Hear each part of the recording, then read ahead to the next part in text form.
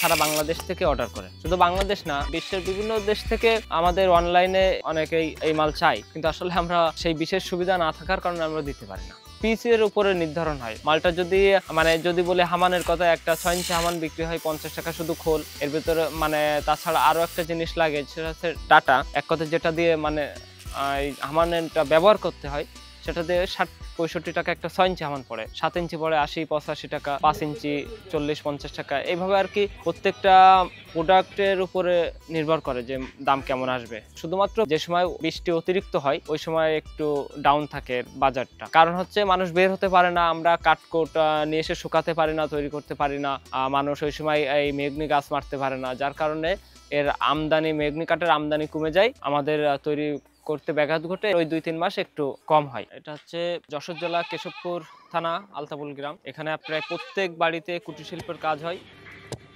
মূলত এই কাজটা এনেছিল আমার আব্বা, কিন্তু তার পরবর্তীতে আমার আব্বা এখানে, আমি যখন কাজটা শিখেছি তখন আমাদের বাসায় মোটর ছিল। ওই সময় ওই দেখতে দেখতে শেখা এবং অনেকের কাছ থেকেই হাতে খড়ি নেওয়া, দেখতে দেখতে শেখা আর কি, এক কথায়। এছাড়াও সেগুন, কাঁঠাল কাঠ, লম্বু কাঠ ইত্যাদি কাঠ দ্বারা অনেক কিছু তৈরি হয়। ম্যাক্সিমাম সবকিছু মেহগনি কাঠ। মেহগনি কাঠটা কালার থাকে ভালো, ফেটে যায় না, আলপয়নে জোড়া যায়, সাশ্রয় মূল্যে পাওয়া যায়। যশোর জেলা সহ বাগেরহাট জেলা, পিরোজপুর, এই সমস্ত এলাকা থেকে এই কাঠগুলো আসে। লঞ্চে করে নদীর ওপার থেকেও কাটানো হয়, পিরোজপুরে নিয়ে আসে, ওর পরে আমরা এখানে নিয়ে আসি। মার্কেট থেকে কাটানো লাগে, তারপরে এই কাঠটা সমিলে কাটা লাগে। আমি যদি একটা হামান তৈরি করি 6 ইঞ্চি, তাহলে ওই কাঠটা 6 ইঞ্চির মাপ নিতে হয়। যদি আমি একটা হাড়ি তৈরি করি 3 ইঞ্চির, তাহলে 3 ইঞ্চির মাপ নিতে হয়। প্রত্যেকটা আলাদা আলাদা আপনার মাপের কাঠ কাটতে হয়। কাটার পরে এটা আবার বহন করে আমাদের এই বাসায় দিয়ে যায়। তারপরে কাঠের উপর যে ছাল থাকে, এই ছালগুলো যারা মহিলা আছে ওনারা তুলে এগুলো নিয়ে যায়, শুকিয়ে ওনারা সেটা